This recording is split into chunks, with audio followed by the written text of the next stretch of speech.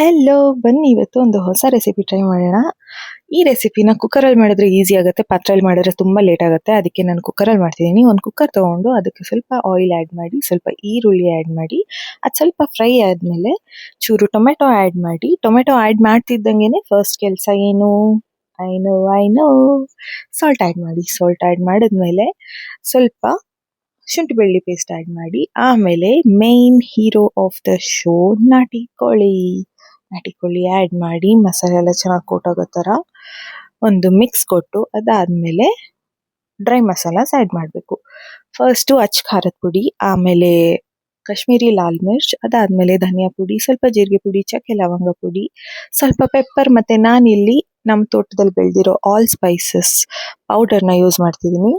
ನಿಮಗೆ ಆಪ್ಷನಲ್ ಅದು ಇದ್ರೆ ಯೂಸ್ ಮಾಡಿ, ಇಲ್ಲಾಂದರೆ ಸ್ಕಿಪ್ ಮಾಡ್ಬೋದು. ಅದಾದಮೇಲೆ ಮಸಾಲೆ ಎಲ್ಲ ನೀಟಾಗಿ ಚಿಕನ್ಗೆ ಕೋಟ್ ಆಗೋ ಥರ ಒಂದು ಮಿಕ್ಸ್ ಕೊಟ್ಟು 1 ಲೋಟ ನೀರು ಆ್ಯಡ್ ಮಾಡಿ, ಉಪ್ಪು ಖಾರ ಎಲ್ಲ ಸರಿ ಇದೆಯಾ ಚೆಕ್ ಮಾಡಿ, ಅದು ಕುದಿ ಬಂದಮೇಲೆ ಕುಕ್ಕರ್ ಮುಚ್ಚಿ 4ರಿಂದ 5 ವಿಷಲ್ ತೆಗಿಬೇಕು.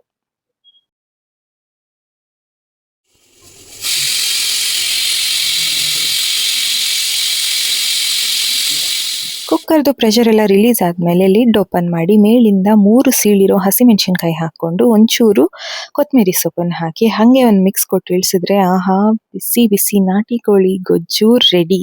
ನಿಮ್ಗೆ ಇದ್ರ ಕನ್ಸಿಸ್ಟೆನ್ಸಿ ಹೇಗೆ ಬೇಕೋ ಆಗ ಅಡ್ಜಸ್ಟ್ ಮಾಡ್ಕೊಳ್ಳಿ. ಬಿಸಿ ಬಿಸಿ ರೈಸ್ ಜೊತೆ ತಿನ್ನಕ್ಕೆ ಓಹೋ. ನೀವು ರೆಸಿಪಿ ಟ್ರೈ ಮಾಡಿ, ಇಷ್ಟ ಆದರೆ ಲೈಕ್, ಶೇರ್, ಸಬ್ಸ್ಕ್ರೈಬ್ ಮಾಡೋದು ಮರಿಬೇಡಿ.